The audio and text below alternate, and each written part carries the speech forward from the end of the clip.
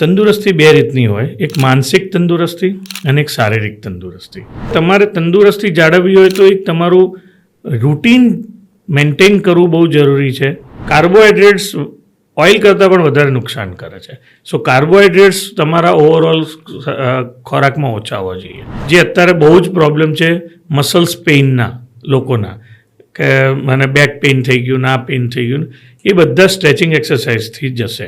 કદાચ સૌથી વધારે જો નજીક ભગવાનની જોડે હોય, એટલે કોઈ પણ ઈશ્વરની નજીક, તો એ ડૉક્ટર હોય છે. કે આપણને એવું લાગે ચાલો આ બચશે જ નહીં. એક પેશન્ટમાં મને યાદ છે મેં 238 શોક આપ્યા હતા.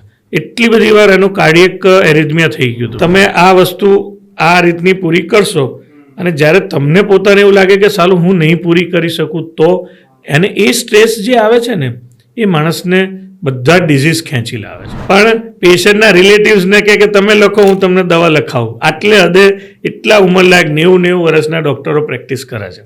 એટલે ડૉક્ટર નેવર રિટાયર્સ. એસી આઈસીયુમાં મરવું હું પસંદ કરીશ કે નીચે રોડ ઉપર તડફડતા ઉનાળામાં મરવાનું. હવે સારા બોલિવૂડની અંદર એક્ટર ગણો, ડિરેક્ટર ગણો, ફાઇનાન્સિયર ગણો, એ બધા ગુજરાતીઓ જ છે. અત્યાર સુધી આપણે ડૉક્ટર સિરીઝમાં ઘણા બધા પોડકાસ્ટ કર્યા જે બહુ ઇન્ફોર્મેટિવ હતા. કદાચ તમે જોયા હશે, ના જોયા હોય તો જોઈ લેજો. પણ આજનો જે પોડકાસ્ટ છે એક યુનિક છે, કારણ કે આજનો પોડકાસ્ટ ખાલી ડૉક્ટર સાથે નથી, એક ફિલ્મ પ્રોડ્યુસર સાથે છે અને એક ઉત્તમ કક્ષાના દાર્શનિક સાથે પણ છે. પોડકાસ્ટ ખૂબ મજાનો છે, કારણ કે આમાં ખાલી શારીરિક તંદુરસ્તી નહીં, પણ માનસિક તંદુરસ્તીથી લઈ ધર્મ, આચાર, વિચાર, વ્યવહાર, આ બધા વિષય ઉપર વાત કરવાના છે, સાથે સાથે વ્યાપાર ઉપર પણ. એટલે પોડકાસ્ટ ખૂબ મજાનો થવાનો છે. વધારે સમય નહીં લેતા અને બીજી કોઈ માહિતી આમાં નહીં આપતા આપણે સીધી પોડકાસ્ટની જ શરૂઆત કરીએ. પોડકાસ્ટ છે ડૉક્ટર જયેશ પાવરા સાથે, જે ખૂબ મજાના માણસ છે. અને જો તમે અમારી ચેનલમાં નવા છો તો ચેનલને સબસ્ક્રાઈબ કરો, લોકોને શેર કરો અને ચોક્કસપણે આ પોડકાસ્ટ તમને કેવો લાગ્યો એ અમને કમેન્ટમાં જણાવો. તો ચાલો શરૂઆત કરીએ.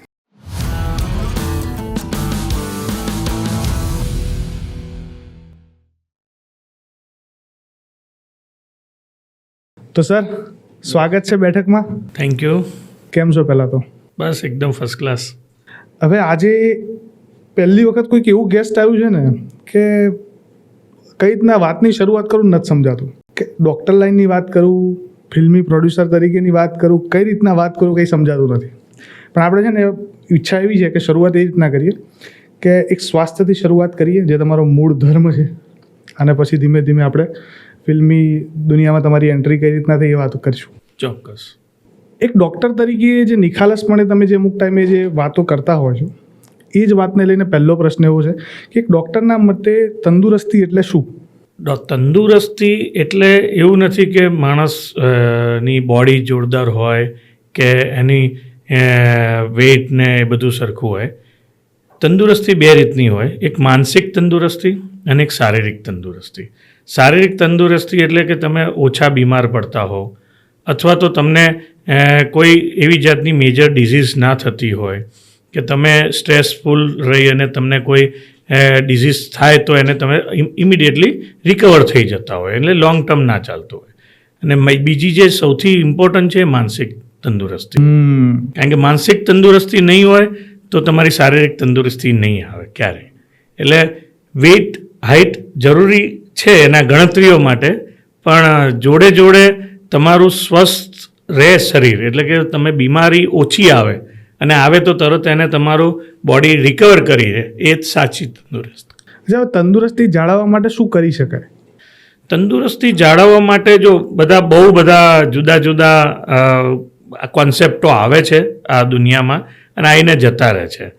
પણ એક વસ્તુ આપણે યાદ રાખવું જોઈએ કે આપણા પૂર્વજો તંદુરસ્ત વધારે હતા અને આપણે તંદુરસ્ત ઓછા છીએ, એ વસ્તુ બધાએ માનવું પડે. એટલે એક પર્ટિક્યુલર સિસ્ટમ ફોલો તમે જો જિંદગીભર કરી શકવાના હો, એવી સિસ્ટમ ફોલો કરવી જોઈએ કે જે તમે જિંદગીભર એને ફોલો કરી શકો.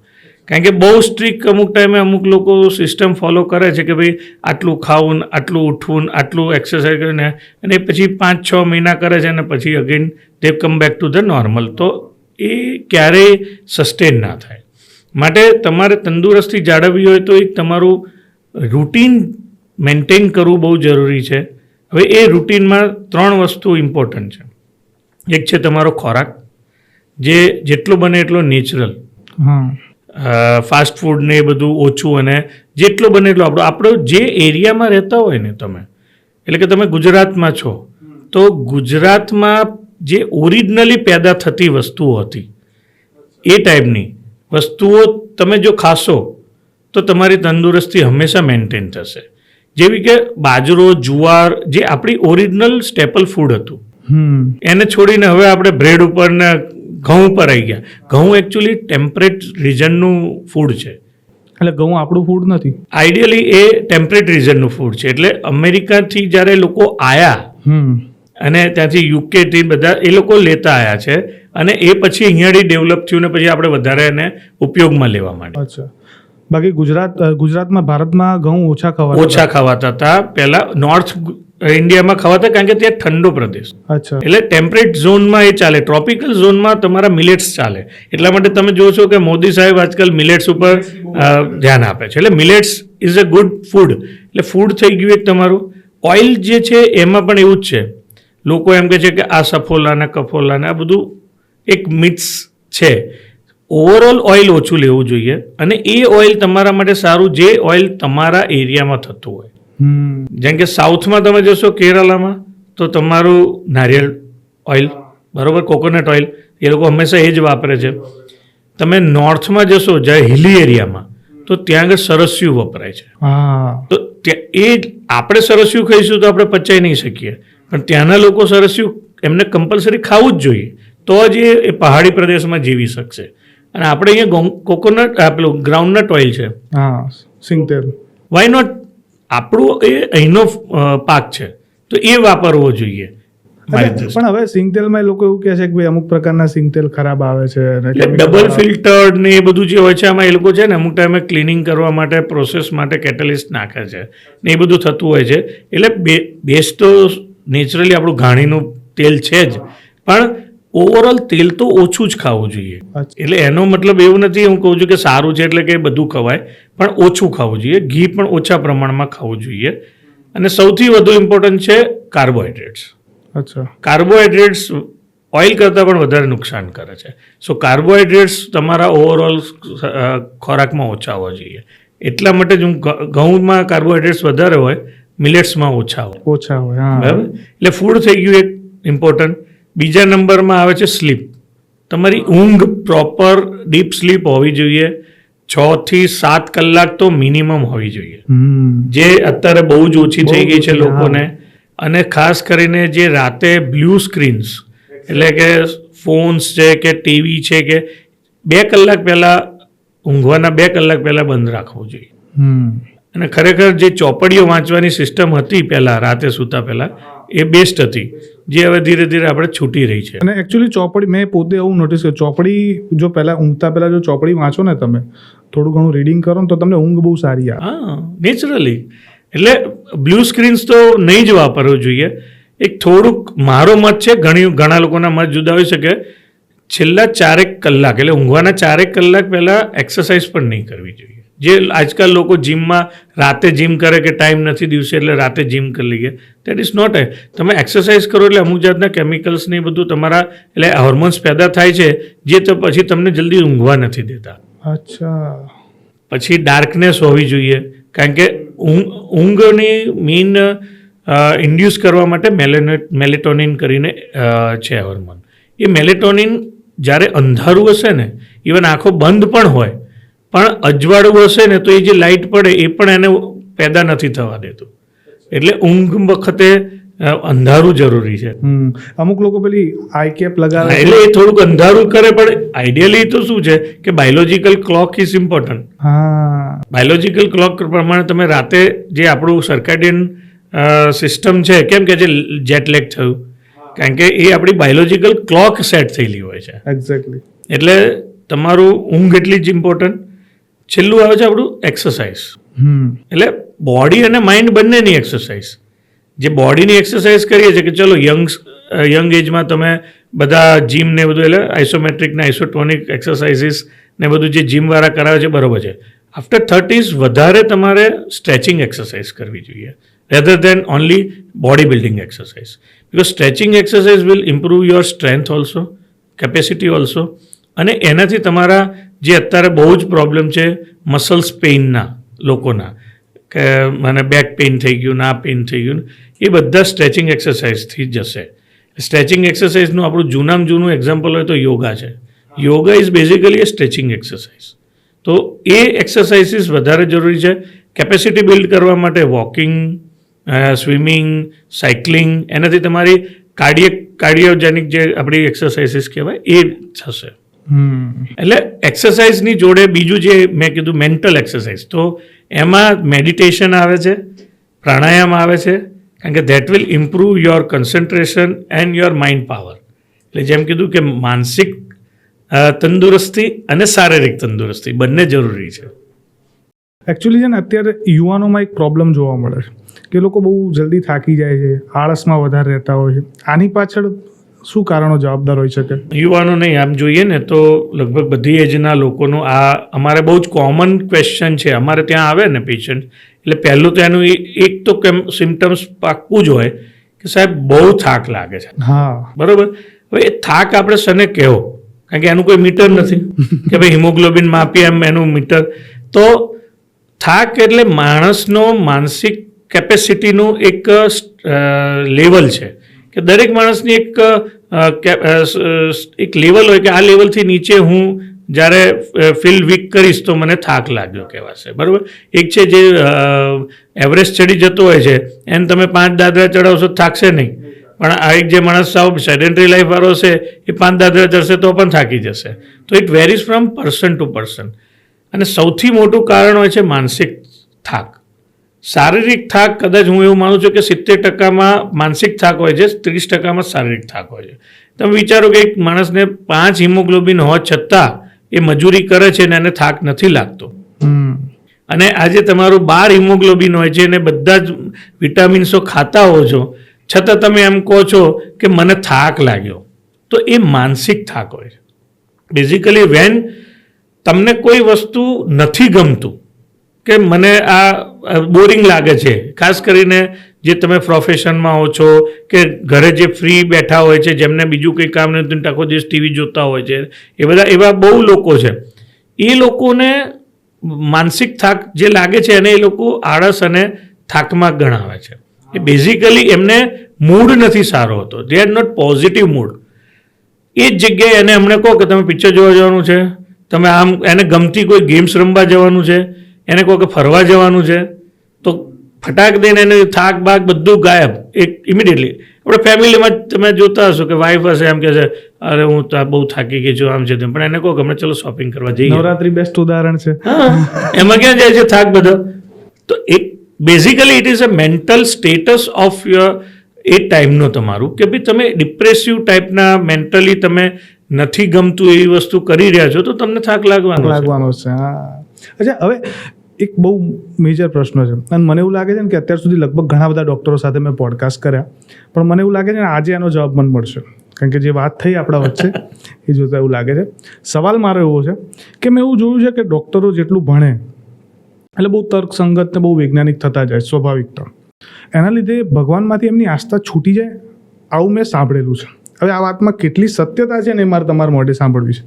જો મારા તરફથી હું કહીશ તો ડેફિનેટલી ના જ છૂટે. અચ્છા. કોન્શિયસલી અથવા અનકોન્શિયસલી દરેક ડૉક્ટર એક વસ્તુ તો માનતો જ હોય છે કે there is a some force. નહીં કહેતા કે અમે બધો પ્રયત્ન કરી ચૂક્યો, હવે તમે ભગવાનની પર આશા રાખીએ છીએ. આ શબ્દ તમને ગમે તેવો ડૉક્ટર હશે ને એના મોટે મોટામાં મોટો ડૉક્ટર હશે કે પ્રાર્થના કરો કે હવે આમાંથી એ નીકળી જાય. કારણ કે અમારા જે એફર્ટ્સ હોય છે, જે સાયન્સ રિલેટેડ અમે જે કંઈ ટ્રીટમેન્ટ કરતા હોઈએ છીએ એનું એક લિમિટેશન્સ છે. કારણ કે આપણું હજુ સાયન્સ એ લેવલે નથી પહોંચ્યું કે બોડીને ટોટલી સમજી શકે. અચ્છા, બરાબર. તો એને પણ ખબર છે કે there is a some force which is governing.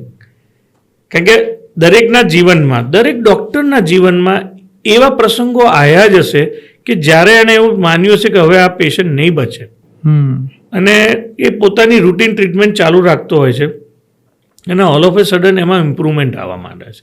અને હી વોક્સ ડાઉન ધ સ્ટ્રીટ્સ. એટલે ત્યારે એ ડૉક્ટરને એ માનવા માટે મજબૂર થાય છે કે there is something beyond hour capacity.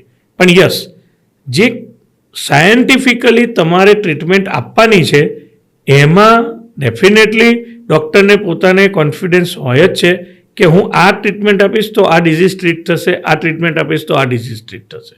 એટલે એ નોલેજ અને આસ્થા, અને એનાથી મોટું હોય છે એક ઇન્ટ્યુઝન. દરેક ડૉક્ટરને એક ઇન્ટ્યુઝન હોય જ છે, અને એને જ ખરેખર હું એવું માનું છું કે ક્યારેક ને ક્યારેક જેને ઇન્ટ્યુઝન હોય છે ને એ જ ડૉક્ટરી લાઇનમાં વધારે આવતો હોય છે. ઇન્ટ્યુઝન એક એવી વસ્તુ છે ને કે જ્યારે પેશન્ટ અમારા ક્લિનિકમાં વોક ઇન કરતો હોય ને ત્યારે અમે એને જોઈને અમને અમુક તો ઇન્ટ્યુઝન થઈ જ જાય કે આને નક્કી ટીબી જેવું લાગે છે, કાં તો આને કંઈક કાર્ડિયક પ્રોબ્લેમ લાગે છે, એને હાંફવાની સિસ્ટમ ઉપરથી ખબર પડી જાય. નો ડાઉટ અમને back of the mind any knowledge હોય છે એટલે અમે એને તરત કોરિલેટ કરી લઈએ છીએ. પછી શું કરીએ કે અમારા રિપોર્ટ્સ, અમારા સાઇન સિમ્ટમ્સ અને અમારા જે બીજા અમારે જે ભણાવેલા પેટર્ન હોય એના ઉપરથી અમે એને કોરિલેટ કરીએ કે યસ ધીસ ઇઝ ધીસ. એટલે એ ડાયગ્નોસિસ પહોંચવા માટે પહેલો રસ્તો તો ઇન્ટ્યુઝન જ બતાવે છે તમને. એટલે માણસ, હું માનું છું કે કદાચ સૌથી વધારે જો નજીક ભગવાનની જોડે હોય એટલે કોઈ પણ ઈશ્વરની નજીક તો એ ડૉક્ટર હોય છે. કારણ કે એના માટે માણસની જિંદગીમાં જ્યારે કામ કરતો હોય છે એના જોડે, ત્યારે એ એની જોડે આત્મીયતાથી બંધાય છે ને તો એ ટ્રીટમેન્ટ પરફેક્ટ એની ઉપર લાગે. પહેલાં નતા કહેતા કે પહેલો ભગવાન એ આપણો ડૉક્ટર, પહેલાંના જમાનામાં તો કહેતા જ હતા. હજી પણ એવું કહેવાય. હા, એટલે એક હવે આ જે જવાબ આપ્યો ને આનાથી એક બીજો પ્રશ્ન મગજમાં આવ્યો આવે છે, ડૉક્ટરો બહુ સારા દાર્શનિક હોય?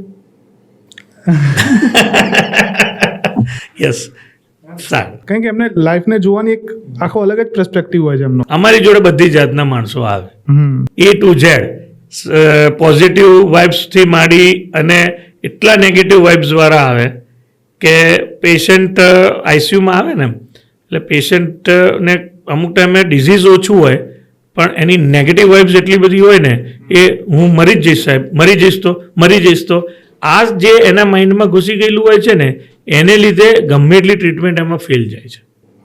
અને એની જગ્યાએ અમે એવા કેસીસ જોયા છે કે આપણને એવું લાગે ચાલો આ બચશે જ નહીં. એક પેશન્ટમાં મને યાદ છે અમે 238 શોક આપ્યા હતા, એટલી બધી વાર એનું કાર્ડિયક એરિથમિયા થઈ ગયું હતું. 238 વખત? હા, પણ ધેન ઓલ્સો એ પેશન્ટ ચાલતું ઘરે સરસ રીતે ગયું. કારણ કે સાહેબ કે શું થશે, બહુ તો મરી જ જઈશ ને, એનાથી વધારે તો મારે આગળ કંઈ થવા નહીં, તમે ટ્રીટમેન્ટ કરો. આ જે પોઝિટિવ વાઇબ્સ હોય છે ને ધેટ કીપ્સ યુ અલાઇવ. અને આવા બધી જાતના જુદા જુદા માણસો આવે. હવે એક બે કિસ્સા બીજા કંઈક હોય તો શેર કરો ને. એટલે કિસ્સામાં તો એવું છે ને કે ઘણી વખત એક પેશન્ટ હતું જે આપણે આસ્થાઓ કહીએ છીએ ને કે માણસને ભક્તિ આસ્થા બહુ હોય છે. મને નથી ખબર કોઈની જોડે એવી તાકાત આ દુનિયામાં છે કે તમારું ડિઝીઝ એને મટાડી શકે, બરાબર. પણ અમે ઘણી વખત એવું જોયું છે કે એ લોકો સર્વાઈવ કરી જતા હોય છે. કેન્સરના, કિડનીના એવા રોગો કે જે આપણને એવું લાગે કે આ પેશન્ટ જીવે છે કેવી રીતે. 10 ક્રિએટિનિન, કેન્સરનું એડવાન્સ સ્ટેજ, આવા પેશન્ટો અમુક જાતની એમની આસ્થા હોય છે. દરેકની પોતપોતાની જુદી જુદી વસ્તુઓમાં આસ્થા હોય. કોઈને ભગવાનમાં હોય, કોઈને માતાજીમાં હોય, કોઈને લિવિંગ પર્સનમાં હોય કે એમના આશીર્વાદથી મને મટી જશે આ તે.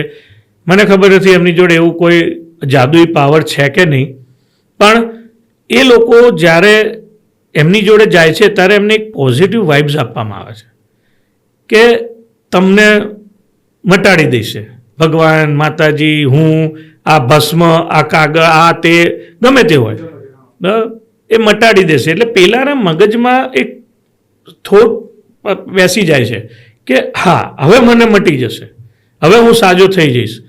એને લીધે એના શરીરમાં એવા હોર્મોન્સ, એવા પોઝિટિવ કેમિકલ્સ પેદા થાય છે કે જે એને હિલિંગ કરે છે. એક જાતનું મેનિફેસ્ટેશન. એટલે આજકાલ જે બહુ જ ચાલે છે અફર્મેશન એન્ડ મેનિફેસ્ટેશન, નહીં કહેતા all is well, all is well. That is from that કે તમે પોતાના જાતને કહો કે હું સાજો થઈશ. એ તમે કીધું ને એક 10 ક્રિએટિનિન વાળો પેશન્ટ હતો રેગ્યુલર પેશન્ટ મને બતાવતો હતો. હું એક જગ્યાએ જ્યાં આગળ હું સેવા આપવા જાઉં છું અહીંયા ખેડા પાસે, તે એક ધાર્મિક સંસ્થા છે નાના. હવે એને એમ હતું કે મને મટી જ જવાનું છે અહીંયા આવવાથી, પણ એ મારે ત્યાં આગળ અમારે હોસ્પિટલ જોડે એટેચ હતી એટલે અમે રિપોર્ટ્સ કરીએ, બધું કરીએ. 1 મહિના સુધી તો મેં એને ફોલો કર્યું. Without dialysis he was surviving without any symptoms. પછી ફોલોઅપમાં નથી આવ્યો એટલે હું એ ના કહી શકું કે એમનો જીવિત રહ્યો કે શું થયું, પણ એ કે મારે ડાયાલિસિસ નથી કરાવવું, મરી જઈશ તો મરી જઈશ, પણ નથી કરાવવું. પણ એને કોઈ એવા સિમ્ટમ્સ નહોતા આવતા કે 1 મહિના સુધી મેં એને ફોલોઅપ જોયું તો એ વોઝ ફાઇન. એટલે આવી બધી વસ્તુઓ બહુ અમારી જિંદગીમાં બનતી હોય છે, જેને લઈને અમને એવું લાગે છે કે માણસની પોતાની જો સેલ્ફ જે એક વિલ પાવર એ બહુ ઇમ્પોર્ટન્ટ છે ને એના માટે પોતે જ પોઝિટિવ જે વાઇબ્રેશન, પોઝિટિવ થિંકિંગ કરવું જોઈએ કે હું સાજો તો થઈ જ જઈશ, જે થવું હોય થાય. તો એ માણસ અમારી કદાચ ઓછી જરૂર પડે. અમેઝિંગ. પણ ખરેખર આ તો કિસ્સો તમે ગજબનો કીધો મને. હવે એક બીજો મારા મગજમાં પ્રશ્ન છે. આજકાલ એક ડાયાબિટીસ બહુ કોમન સમસ્યા થઈ ગઈ છે. મારા ઘરમાં પણ એક પેશન્ટ છે. લગભગ દરેક ઘરમાં એકાદું પેશન્ટ હવે મળી જ આવે છે અને બહુ અર્લી સ્ટેજમાં હવે આવે છે. પહેલાં કેવું હતું કે 50-55 વર્ષ પછી ડાયાબિટીસ આવે તો એક બહુ સામાન્ય શબ્દ લાગતો. હવે એવું છે 22, 23, 25 વર્ષના છોકરા, અમુક તો 14, 15 વર્ષના છોકરાઓને પણ ડાયાબિટીસ આવે. આની પાછળના કારણો શું છે? ડાયાબિટીસ એટલે બ્લડ પ્રેશર, ડાયાબિટીસ આ બધા અમુક કેવા છે કે એ લાઇફસ્ટાઇલ ડિઝીઝ કહેવાય અમારી ભાષામાં. લાઇફસ્ટાઇલ ડિઝીઝ એટલે કે તમારી જે રોજિંદી જિંદગી છે એને ઉપરથી બેઝ આ બધા ડિઝીઝ વધારે આવે છે. No doubt there is a predisposition. એટલે પ્રીડિસ્પોઝિશન એટલે કે તમારા ફેમિલીમાં કોકને હોય તો જેનેટિકલી તમને થવાના ચાન્સીસ વધારે હોય છે, પણ દે આર ઓલ પ્રોબેબિલિટીઝ. જરૂરી નથી હોતું કે તમારા ફાધરને હોય એટલે તમને થાય જ. તમે જો સારી રીતે કેર લો, કારણ કે એક ફિનોટાઈપ અને એક જીનોટાઈપ અમારી ભાષામાં કહેવાય. જીનોટાઈપ એટલે જે જીન્સ તમે ઇનહેરિટ કરો છો, ફિનોટાઈપ એટલે તમને જે એન્વાયરમેન્ટ મળે છે એ એન્વાયરમેન્ટને લીધે થતા ચેન્જીસ. તો એમાં આજકાલ ફિનોટાઈપ વધારે ઇમ્પોર્ટન્ટ થઈ ગયું છે. લાઇફસ્ટાઈલ બહુ સ્ટ્રેસફુલ થઈ ગઈ છે. તમે નાનામાં નાનો એટલે તમે કહો છો ને કેમ નાનાને થાય છે, તો જે 12મા ધોરણમાં ભણતો હશે છોકરો એના માથે પણ એટલો બધો સ્ટ્રેસ હશે કે મારે કઈ લાઈન લેવી, શું કરવું, હું આગળ શું કરીશ. પોતાનો તો હશે પણ આ ઉપરથી માતા પિતાનો પણ હશે, ટીચર્સનો પણ હશે. અને એમાં જો હોશિયાર છોકરો હશે ને તો ઓર વધારે હોય, કારણ કે એક્સપેક્ટેશન્સ બહુ થઈ ગયા છે. તમારી જોડે એક્સપેક્ટેશન્સ રાખવામાં આવે, બરાબર, કે તમે આ વસ્તુ આ રીતની પૂરી કરશો, અને જ્યારે તમને પોતાને એવું લાગે કે સાલું હું નહીં પૂરી કરી શકું, તો એને એ સ્ટ્રેસ જે આવે છે ને એ માણસને બધા ડિઝીઝ ખેંચી લાવે છે. એને મેટાબોલિક ડિઝીઝીસ કહેવાય. બીપી, ડાયાબિટીસ, પછી તમારા fat deposition, liver, fatty liver, આ બધું 1 by 1 આવતું હોય છે. બહુ સ્ટ્રેસ લેવાથી બીમારીઓ આવવાનું ચાલુ થાય. બહુ જ ઇમ્પોર્ટન્ટ છે. Stress level is most important. બધા કરતાં ફૂડ તો છે જ, જે આપણે અત્યારે ખાઈ રહ્યા છે એમાં કઈ ડિઝીઝ ના થાય એ કહેવું મુશ્કેલ છે. ઇવન તમે ભલે સાદો ખોરાક ઘરનો, મને ઘણા અમારા પેશન્ટ હોય છે કે હું સાહેબ ખેડૂતોને આવવા માંડ્યું છે આટલું બધું ડાયાબિટીસ. ત્યારે અમને પણ એમ થતું કે ખેડૂતો આટલી મહેનત કરે છે, રેગ્યુલર એનું ફૂડ છે, તો પણ કેમ આવે છે? પેસ્ટિસાઇડ્સ. તમારા દરેક ફૂડમાં તમારું કોઈ ફ્રૂટ લો કે તમારું અનાજ લો એ હાઇબ્રિડ છે. અંદર પેસ્ટિસાઇડ વગર ઉગતું નથી. કોઈ એમ ગમે એટલું કહેતો હોય ને ઓર્ગેનિક, ઇટ્સ વેરી ડિફિકલ્ટ.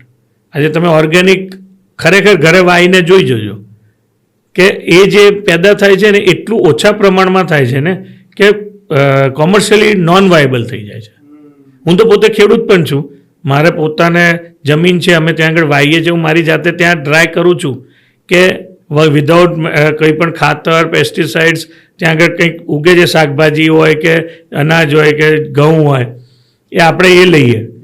પણ એટલા ઓછા પ્રમાણમાં થાય છે ને એનો ટેસ્ટ એટલો જુદો હોય છે કે કદાચ આપણને એ સેટ જ ના થાય. અચ્છા, એટલે ટેસ્ટના લીધે કદાચ હવે લોકો, જેમ કે ભીંડાનો તમે એક્ઝામ્પલ આપો કે મેં ભીંડા વાવ્યા હતા, આટલા નાના ભીંડા ઉગે, એમાંય પાછા અંદર જીવાત પડી જાય એટલે અડધા ભીંડા તમારા ફેલ જાય, પાક જ ના ઉગે. તમે એ કેવી રીતે કોમર્શિયલી લોકો સુધી એટલા બધા લોકોને પહોંચી વળે?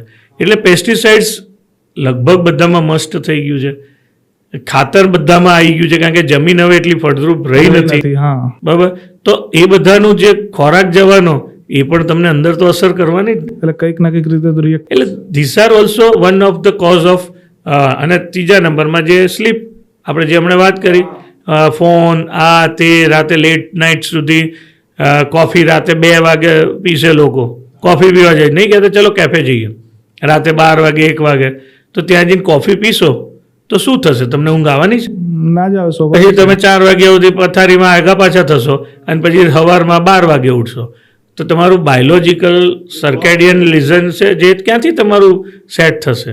તો એને લીધે તમારી બોડી ડિસ્ટર્બ થવાની, મેટાબોલિઝમ ડિસ્ટર્બ થવાનું, તો પછી ડિઝીઝ થવાની, ડાયાબિટીસ. આના લીધે જલ્દી ઘરડા થવાય એવું બને નેચરલી, કારણ કે એને લીધે તમારું મેટાબોલિઝમ ઇરેગ્યુલર થઈ જશે. મેટાબોલિઝમ ઇરેગ્યુલર થાય તો તમારું એજ ઘરડા કરતાં તમે અર્લી એજમાં આ બધા પ્રોબ્લેમ્સ ચાલુ થશે. વ્હાઇટ, જેમ અત્યારથી તમે જોશો સફેદ વાળ આવી જશે, આંખે દેખાવામાં 40 વર્ષે મોતૈયા આવી ગયા છે, બરાબર. આખો દિવસ ફોન જોજો કરવાનો, બરાબર. પછી તમારી પેટ ખરાબ, નાનપણના નાના છોકરાઓને તમે કહો તો એમ કહે કે પેટ ખરાબ થઈ ગયું છે, અને સૌથી વધારે ડિઝીઝ તો પેટમાંથી જ થાય છે. હા, મને છે ને યાદ છે થોડાક વર્ષો પહેલાં એક વખત મેં એવું કીધું ઘરમાં કે મને એસિડિટી થઈ છે. મારા પપ્પાએ મને એ દિવસે બહુ સરસ વાત કરી. મને મારા પપ્પા કે હું 35 વર્ષનો થયો ત્યાં સુધી મને ખબર નથી કે એસિડિટી એટલે કહેવાય શું. હા, સાચી વાત છે. આપણા પૂર્વજોને તમે પૂછશો, એ લોકો તો મરચું અને રોટલો ખાતા હતા. હા, લસણ મરચાની પેલી ચટણી અને રોટલો. એમને કોઈ દિવસ મેં સાંભળ્યું નહીં કે એસિડિટીની વાત કરતા. એક્ઝેક્ટલી. એટલે એસિડિટી, હવે એ પણ એક બહુ મોટો વિષય છે કે તમારા વિચારોથી પણ ડિઝીઝ થાય. વિચારોથી ડિઝીઝ એટલે તમે જો અંદરને અંદર બહુ રાખી મૂકતા હોય ને, અમુક ટાઈમ નહીં હોતા, અમુક સ્વભાવ હોય કે જલ્દી કોઈને કહી ના શકે, અંદર ભરાઈ રહેલું હોય, એ લોકોને એસિડિટી, પેટના પ્રોબ્લેમ્સ વધારે થાય. અચ્છા. દરેક ડિઝીઝની પાછળ આવા કારણો પણ છે. એ પણ એક આખું અલગ સાયન્સ છે, સમજવા જેવું. તમારા વિચારો, તમારા જે વાઇબ્રેશન્સ મગજના, એના લીધે પણ ડિઝીઝ એગ્રાવેટ થાય, નીચે આવે, અથવા તો નવી ડિઝીઝ થાય છે. આ મને સમજાવો ખુલીને, આપણે આમાં કઈ કઈ પ્રકારને તમે વિચારો કરો તો કેવી કેવી બીમારી. એ બહુ લાંબો છે વિષય, પણ એટલે સમય છે. એટલે એ કેવું છે કે દરેક પર્સન્ટ, આજે કદાચ આપણે આયુર્વેદિક અને તમે હોમિયોપેથિકની સિસ્ટમ સમજશો ને તો એ લોકો તમારા નેચરને, હું ઓલિયોપેથિક ડૉક્ટર છું પણ હું બધી જ વસ્તુને સમજવા માંગતો હતો, એટલે મેં બધામાં થોડું પોતાની જાતને ઉતારવાની કોશિશ કરી. તો એ તમારા પેલું કહે છે કે વાત, પિત્ત ને તમારું એ રીતનું ઉપરથી તમારે લોકો જજમેન્ટ કરે છે, બરાબર. તમારા સ્વભાવ ઉપરથી જજમેન્ટ કરે છે. ટાઈપ એ પર્સનાલિટી અમે કહીએ છીએ, એ લોકોને ડાયાબિટીસ થવાના ચાન્સીસ વધારે છે, કારણ કે બધી વસ્તુ પર્ટિક્યુલર જોઈએ. પર્ટિક્યુલર એટલે જે કદાચ એડવર્ટિઝમેન્ટ આવતી હતી કે આટલા 24 ડિગ્રી તાપમાન એસીનું હોવું જોઈએ એટલે એટલું જ હોવું જોઈએ, તમારા ચશ્મા આમ પડ્યા હોવા જોઈએ એટલે આમ જ પડ્યા હોવા જોઈએ. એ કેવું એટલું બધું એ લોકો એના માટે પેલા થઈ ગયા હોય છે ને કે એમને એવું ના હોય ને તો દે બીકમ અનઇઝીનેસ. હા, એટલે એને લીધે તમારો આખો વિચારો તમારા ડિસ્ટર્બ થઈ જાય, તમે તરત એના પેલામાં ગુસ્સામાં આવી જાઓ, એને લીધે તમારા એ કેમિકલ્સ એવા પેદા થઈ જાય તમારા, એટલે ડોપામિનર્જિક, એડ્રેનર્જિક, એ બધા તમારા અમુક હોર્મોન્સ છે જે તમારા આખા મેટાબોલિઝમને કંટ્રોલ કરતા હોય છે. તો એ વિચારોને લીધે એ બધા હોર્મોન્સમાં ડિસ્ટર્બન્સીસ આવે. હવે એ જે ડિસ્ટર્બન્સીસ આવે એટલે શું થાય કે ક્યાંક ને ક્યાંક તો એની આડઅસર ઊભી કરે. એટલે એ આડઅસર ઊભી કરે એટલે એ ડિઝીઝ તમારે થાય, બરાબર. એટલે આવા જેમ કે પેટના રોગ હોય, તમે તમને સમજાવ્યું આ રીતે હોય. જે માણસ ઇમોશનલ, એવું કહે છે, મેં થોડું, હું અત્યારે ચાલી રહી છે મારી થોડી રિસર્ચ, કે ડાયાબિટીસવાળા પેશન્ટને તમે જોશો ને તો એમને જીવનમાંથી રસ ઓછો થઈ ગયો છે. અચ્છા. એમને જીવનમાં ઘરપણ, એટલે આપણે કહે ને ઘરપણ એક ખુશીની વસ્તુ કહેવાતી, તો એને એ રસ જ ઓછો થઈ ગયો હોય છે. જેને રસ ઓછો થઈ જાય ને એને ડાયાબિટીસ થવાના. તમારે જિંદગીમાં બહુ જ ખુશ માણસ રહેતો હશે ને, જે અંદરથી દેખાવે નહીં, બાકી એક્ટરો તો બહુ બધા ખુશ દેખાડતા હોય કે હું બહુ જ નહીં કહેતા કે હેપી લિવિંગ, પછી પેલા લાફિંગ ક્લબમાં જઈને જોરથી હશે. એમ હસવાથી નથી સારું થતું, અંદરથી તમે હસતા હોવા જોઈએ, પ્રેઝન્ટ ટાઈમમાં જીવતા હોવા. તો વિચારો તમારા આવશે જ નહીં. તમે કારણ કે નથી પાસ્ટને વિચારતા કે નથી ફ્યુચર વિશે કોઈ તમે ટેન્શન કરતા, તો તમારા વિચારો આજના આ પ્રેઝન્ટમાં હું શું છું, શું કરી રહ્યો છું, તો તમને કોઈ ડિઝીઝ થવાના જ નથી. ધીસ ઇઝ આપણા ઋષિમુનિઓના જે સૌથી મેઇન બેઝિક રીઝન આ હતું કે દે use to live in a present. અને એ આજની તારીખમાં તમે જોશો ને તો બધા જ જે આધ્યાત્મિક હોય કે તમારા કોઈ પણ મોટા મોટા ગ્રંથ હોય ને એમાં એ જ કીધું છે, તમે અત્યારની પળ જે જીવતા શીખી ગયું ને આ પળ, કારણ કે 1 સેકન્ડ પહેલાંનું પલ તો એના કરતાં પણ નાની થઈ, સેકન્ડ કરતાં પણ નાની. આ પલ પહેલાંનું, આ પલ પછીનું એને ભૂલી ગયા ને તો તમે બધા જ રોગોથી મુક્ત થઈ ગયા. Live in the moment. મેં સાચું કીધું કે ડૉક્ટરો બહુ સારા દાર્શનિક હોય. પોડકાસ્ટ આપણે ક્યાંથી શરૂ કર્યો તો ક્યાં ગયા? અચ્છા, હવે એક બહુ મજાની વાત કરીએ. એક બહુ મજાની ફિલ્ડ છે ડૉક્ટરી. અમને તો એવું જ લાગે. અને એવું કે ડૉક્ટર એટલા બધા બિઝી હોય, એટલું બધું જીવનમાં કામ હોય, એટલું બધું ભણ્યા હોય કે હવે જીવનના એક ઉંમર પછી એ વિચારે કે હવે થોડુંક રિટાયર થઈને આરામ કરવો છે. અને તમે ઘૂસ્યા ફિલ્મ પ્રોડક્શન લાઇનમાં. જો એક તો પહેલી વાત કહી દઉં, ડૉક્ટર નેવર રિટાયર. હા, કારણ કે ગમે એટલો ઉંમરલાયક ડૉક્ટર હશે ને એ એના કેબિનમાં એની ખુરશી પર બેસીને ટ્રીટમેન્ટ તો કરતો જ હશે. કદાચ એ પોતાની ટ્રીટમેન્ટની સિસ્ટમ ઓછી કરી નાખશે, ઇમરજન્સીઝ નહીં લે કે દોડાદોડી કરવાનું બંધ કરશે, જુદી જુદી હોસ્પિટલોમાં નહીં જાય, પોતાની ક્લિનિકમાં જ બેસશે. અમારા એવા ડૉક્ટરો આજની તારીખમાં અમદાવાદમાં છે કે જે લોકો લખી નથી શકતા પણ પેશન્ટના રિલેટિવ્સને કે તમે લખો, હું તમને દવા લખાવું. આટલે હદે એટલા ઉંમરલાયક 90 વર્ષના ડૉક્ટરો પ્રેક્ટિસ કરે છે. એટલે ડૉક્ટર નેવર રિટાયર્સ, બરાબર.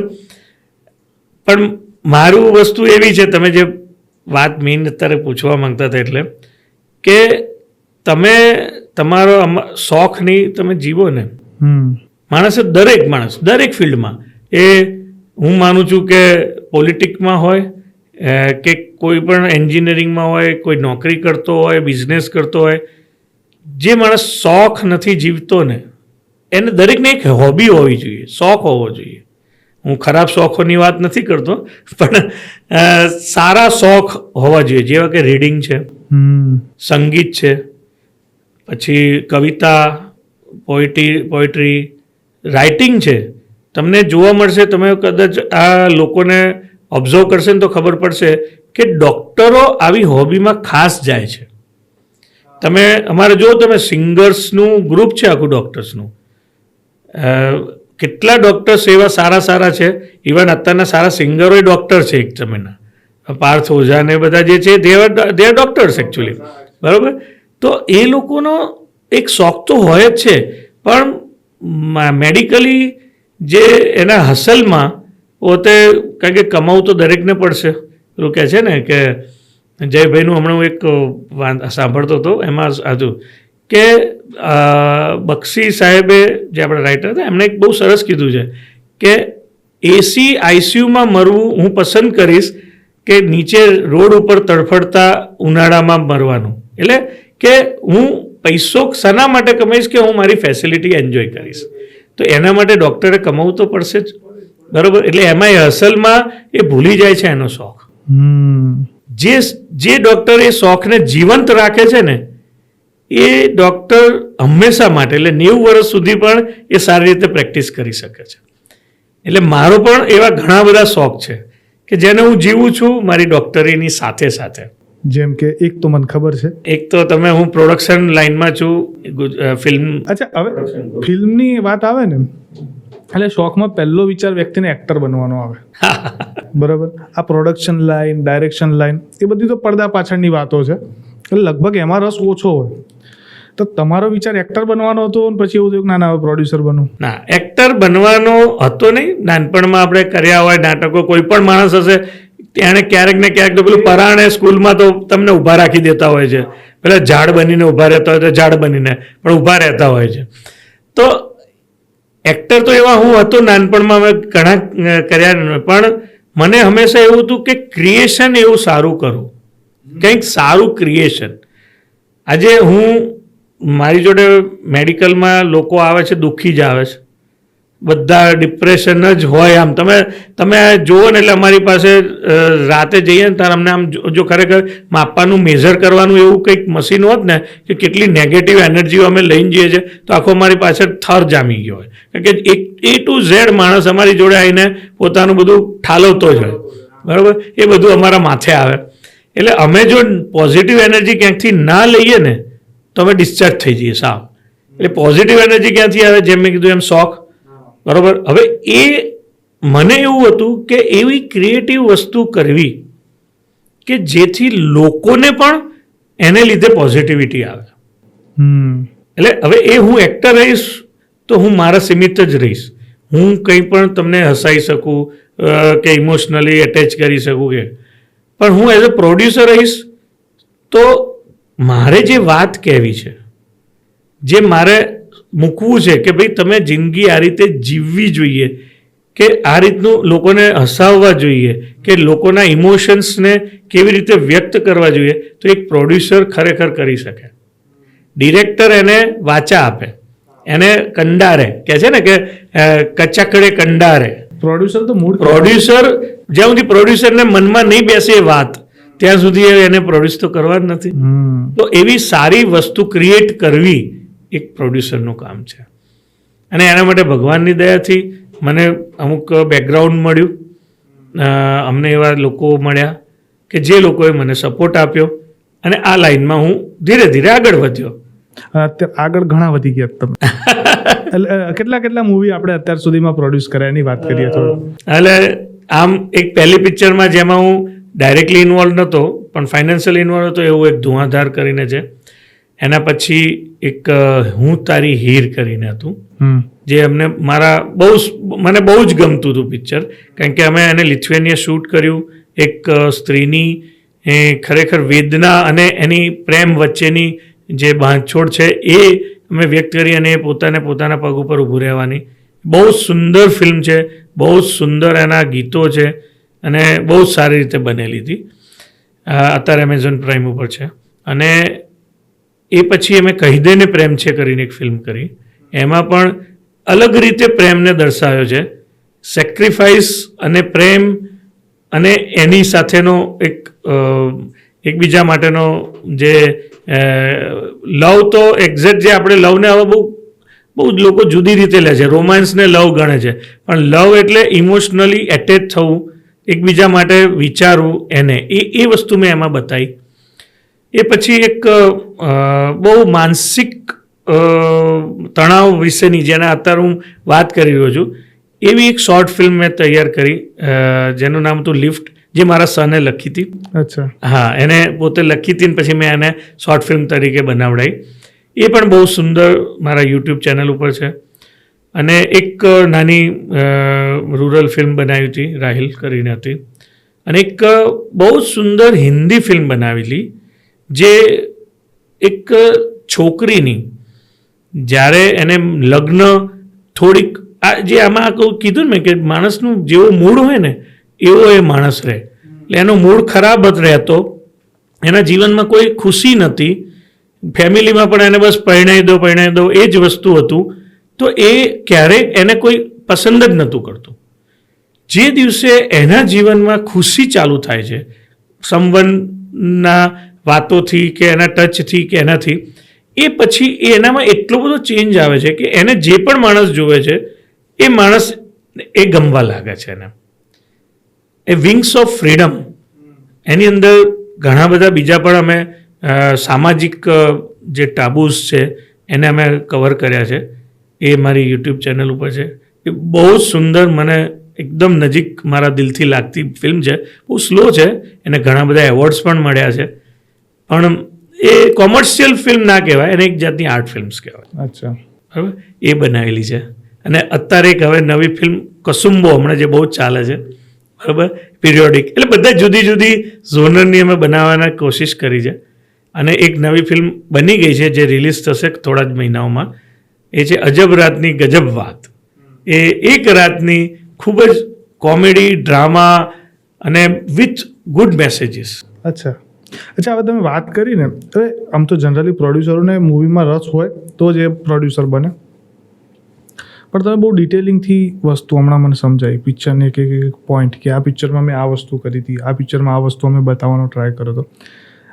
આ શોખ ક્યાંથી, આટલી જે કહેવાય થરલી ઇન્વોલ્વમેન્ટ ક્યાંથી એમ મૂવીમાં પહેલેથી જ હશે? આ તો કંઈ એવું છે નહીં. એટલે મેં કીધું ને એમ ક્રિએટિવિટી સારું ક્રિએટ કરવું, બે વસ્તુ છે. કોમર્શિયલ ખાલી મારે પૈસા કમાવા છે તો બહુ ઇઝી છે. ફિલ્મ ઇન્ડસ્ટ્રીમાં ખાલી પૈસા જ કમાવા છે, મારે બીજું કંઈ વિચારવું નથી. આટલામાં બનાવો, આટલામાં વેચો, આટલા રૂપિયા લઈ લો, ઘર એને ઇન્વેસ્ટર કહેવાય, એને પ્રોડ્યુસર ના કહેવાય. હું એને પ્રોડ્યુસર કહેતો જ નથી. પ્રોડ્યુસર એટલે શું કે જે પહેલાં સ્ટોરી સાંભળે, એ સ્ટોરી પ્રમાણે ડિરેક્ટરને ચૂઝ કરે, એ સ્ટોરી પ્રમાણે પોતાના એક્ટરોને ચૂઝ કરે. કારણ કે હા, નો ડાઉટ હેલ્પ બધાની જોઈએ, કારણ કે હું creatively I am not studying that thing, પણ મને અંદરથી લાગે કે યસ આ છે ને આ સરસ છે એક જનરલ પબ્લિક તરીકે. પછી ડિરેક્ટર જોડે ડિસાઇડ કરીએ કે ભાઈ આ એક્ટર આમાં ચાલશે કે નહીં ચાલે, આ એક્ટર આમાં ફિટ થશે કે નહીં થાય.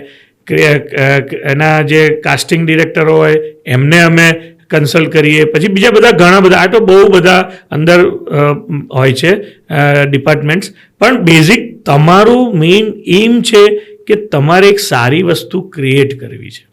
તો એ હશે ને તો તમે અંદર ઊંડા ઉતરશો, તમે શૂટ ઉપર જશો, તમે દરેક એક્ટરને મળશો, તમે એની જોડે ડિટેલિંગમાં, ભલે ડિરેક્ટર તો એને એક્ટિંગ કરતાં ત્યાં આગળ કેવી રીતે પ્રેઝન્ટ થવું કહેશે, પણ તમને શું જોઈએ છે એ એક્ટરમાંથી. આજે સંજય લીલા ભરસાડી પ્રોડ્યુસર છે, ડિરેક્ટર છે, બધું છે, બરાબર. તો એ પોતે દરેક કેરેક્ટરને એ સમજાવે છે કે આ કેરેક્ટર કેવી રીતે તારે ઉતારવું. હા, એટલે એ વસ્તુ એ છે ને શોખ અને પોતાના ઇન્ટરેસ્ટથી આવે. મારી એક પહેલેથી નિયમ છે કે જે વસ્તુ કરવું ને તો ઊંડાણમાં ઉતરવું, છીંછરા ખાલી છપછપિયા કરવા નથી જવું. વાહ, ખ્યાલ આવે? એટલે છપછપિયા કરશો તો શું થશે? તમારા પગ ફોગાઈ જશે કાં તો વાગશે. દરિયામાં કૂદકો મારશો ને તો તમને અંદર એની સાચી દરિયાના ઊંડાણની જે બ્યુટી છે જોવા મળશે. વાહ, એટલે હું સાચો છું કે ડૉક્ટર સારા દાર્શનિક હોય. કંઈ દરેક વસ્તુને બહુ ફિલોસોફિકલી કનેક્ટ કરી દો છો તમે. હવે ગુજરાતી ફિલ્મો તમે અત્યાર સુધીમાં પ્રોડ્યુસ કરી, હિન્દી બી એક બે કરી. ગુજરાતી ફિલ્મોનું ભવિષ્ય શું લાગે તમને? બહુ સારું છે. કદાચ 2015-16ની આસપાસ છેલ્લો દિવસની એ ફિલ્મો આવી પછી એક આખું ઝોનર બદલાયું. આપણે એવું નથી કહેતા કે પહેલાં ખરાબ હતી, પહેલાં પણ બહુ જ સારી દેશ રે જોયા, દાદા પરદેશ ને બધી બહુ જ સારી ફિલ્મો બનેલી. પછી વચ્ચે ગેપ હતો. પછી જે 2015 પછી જે આખો ઝોનર બદલાયો અને પછી જે સારી સારી ફિલ્મો, સારા સબ્જેક્ટ્સને લઈને ઘણી બધી સારી ફિલ્મો આવવા માંડી. અમે 2019 પછી એન્ટર થયા, બરાબર, આની અંદર. પણ અમને એવું લાગે છે કે એકચ્યુઅલી ગુજરાતી ફિલ્મ ઇન્ડસ્ટ્રી છે ને બહુ જૂની છે. નરસિંહ મહેતા ફિલ્મ જે બની કદાચ 100 વર્ષ પૂરા થયા હમણાં જ આપણા ગુજરાતી ફિલ્મ ઇન્ડસ્ટ્રીને. પણ ક્યાંક ને ક્યાંક લેકિંગ કરતું હતું કે આપણે ત્યાં આગળ બનાવવાવાળા જરાક પણ ઉપર આવતા ને એ લોકો તરત બોલિવૂડ શિફ્ટ થઈ જતા. તમે સારા બોલિવૂડની અંદર એક્ટર ગણો, ડિરેક્ટર ગણો, ફાઇનાન્સિયર ગણો, એ બધા ગુજરાતીઓ જ છે. ત્યાં જઈએ ત્યારે ખબર પડે આપણને કે આટલા બધા ગુજરાતીઓ અહીંયા કામ કરે છે. પણ એમણે અહીંયાથી કામ ના કર્યું, એની પાછળ થોડા ઘણા કારણો આપણે ગુજરાતીની પ્રજા પણ છીએ કે આપણને કેવું છે કે હિન્દી અને ગુજરાતી સેમ જેવી લાગે. એટલે હિન્દી પિક્ચર આપણે જોવા પહેલાં જઈએ, ગુજરાતી પિક્ચર જોવા સેકન્ડ ચોઇસ ઉપર છે, પ્રાયોરિટી નથી. પ્રાયોરિટી. જ્યારે સાઉથની ઇન્ડસ્ટ્રી કેમ ગ્રો કરી ગઈ? કારણ કે ત્યાં આગળ પહેલાં એ લોકો પોતાના લેંગ્વેજની ફિલ્મ જોવે છે. હવે ધીરે ધીરે લોકો એ બાજુ વળ્યા છે ગુજરાતી ફિલ્મો જોવા, કારણ કે સારી ફિલ્મો આવવાની ચાલુ થઈ. લોકો પણ એવું જ થતું હતું કે એક બે ફિલ્મ ખરાબ જોવે એટલે એમ થાય ગુજરાતી પિક્ચર તો આવી જ હોય છે, એમ કંઈ નહોતા જતા, બેન્ચમાં કંઈક સેટ. હા, પણ હવે જે સારી ફિલ્મો આવવા માંડી છે એ પછી લોકો એ બાજુ વળ્યા છે. એ બાજુ લોકો વળ્યા છે એટલે નો ડાઉટ એમાં કોમર્શિયલાઇઝેશન થોડુંક આવતું જાય તો ફાઇનાન્શિયલી એક એનો સ્ટાન્ડર્ડ વધતું જાય. ફાઇનાન્શિયલ સ્ટાન્ડર્ડ વધે તો નેચરલી સારી વધારે બનવાની. હા, આજે જે વસ્તુ મને રિકવરી, આજે કોઈ પણ અંદર નાસે હશે તો કે રોજ કંઈ અંદર નાખ જ થોડો કરશે, એને પણ રિકવરી તો જોઈશે તો માગે. હા, રિકવરી જો મળતી થશે તો આજે 2 કરોડની બને છે, કાલે 5 કરોડની બનશે, તો પછી 15 કરોડની બનશે, તો પછી 50 કરોડની બનશે. જેમ સાઉથમાં પણ એવું જ હતું. પહેલાં આપણી જેમ નાની નાની ફિલ્મો બનતી હતી. રાજામૌલીએ એક બેન્ચમાર્ક સેટ કર્યો, બરાબર, બાહુબલી બનાવીને, અને પછી જો કેવો સ્ટાન્ડર્ડ સેટ થઈ ગયું છે. એ તો ગુજરાતીમાં પણ અમને આશા છે જ કે આવો સ્ટાન્ડર્ડ સેટ થશે જ. એક્ઝેક્ટલી. આ જે વિઝન છે આની પાછળ કેટલા લોકો છે હજી એવા કે જે કામ કરે છે, તમે ઓળખતા હોય ઇન્ડસ્ટ્રીને? એટલે ઇન્ડસ્ટ્રીમાં છે ને સારા સારા લોકો છે અને એમની જોડે બહુ સરસ વિઝન પણ છે, એમની જોડે ક્રિએટિવિટી પણ છે, એમની જોડે એ હુનર પણ છે કે જે એને એમાં ઓપ આપી શકે. કદાચ એમને ક્યાંક સપોર્ટ નથી મળતો, અથવા તો અમુક જો જ્યાં આગળ ગામ હોય ત્યાં ઉકેડા હોય જ, એટલે એ લોકોને લીધે ક્યારેક એની ખરાબ ઇમ્પ્રેશનોને લીધે અમુક લોકો એનાથી દૂર થતા જાય છે, અથવા તો એથી બોલિવૂડ જતા રહે છે. બરાબર, એવા સારા સારા લોકો છે જે લોકો હમણાં સારી સારી ફિલ્મો આવી. કસુંબોમાં અમારી સાથે જોડાયેલા લોકો વિજયગીરીને બધા છે. પછી ફક્ત મહિલાઓ માટે જ બીજી આવી રહી છે. પછી નાડી દોસ્ત છે. આ બધી સારી સારી ફિલ્મો આવી જ છે. અમારી હીર પોતાની, એને શું કામ ભૂલી શકું. તો આવી ફિલ્મો આવી છે તો એ લોકો આગળ બીજા, અને આવા ઘણા ગ્રુપ છે જે લોકો, અને હજુ જરૂર છે બધાને ભેગા થવાનું. કારણ કે ઘણી વખત કેવું હોય કે એક માણસ 5 વખત હિંમત કરે, 6ઠ્ઠી વખત હિંમત કદાચ તૂટી જાય, પણ 5 જણા ભેગા થઈને કરશે તો બધાનું થોડો ક્યાંક ને ક્યાંક રિસ્ક વહેંચાઈ જશે. તો બધા ભેગા થાય એવી મારી તો અપીલ છે કે ફિલ્મ ઇન્ડસ્ટ્રીને જો તમારે ગ્રો કરવી હશે તો બધાએ ભેગા થઈને એક મંચ ઉપર આવવું પડશે અને એકબીજાના સપોર્ટ કરવો પડશે. એક્ઝેક્ટલી. ઉત્સવના જેમ મનાવવું પડશે, ભલે પિક્ચર કોઈ નહીં હોય, આપણી છે એમ વિચારીને. બહુ મજા આવી વાત કરીને. આપણે શરૂઆત ક્યાંથી કરી હતી વાત, ક્યાં આવી ગયા, પણ બહુ મજા આવી વાત કરીને. ઘણું બધું જાણવા મળ્યું, હેલ્થ રિલેટેડ તો ખરું, એ સિવાય બી બીજું ઘણું જ્ઞાન મળ્યું, અને એક દર્શનશાસ્ત્ર તમારા મોઢે સાંભળીને બહુ મજા આવી. એટલે થેન્ક યુ સો મચ જોડાયા બેઠકમાં. આશા છે આપણે ફરી એકવાર બેઠક કરીશું આવી. એની ટાઈમ તમને જે જરૂર લાગે એ વિષયમાં આપણે જરૂરથી ડિસ્કસ કરશું, કારણ કે મને પણ બહુ શોખ છે આવો. ચોક્કસ. Thank you so much. Thank you.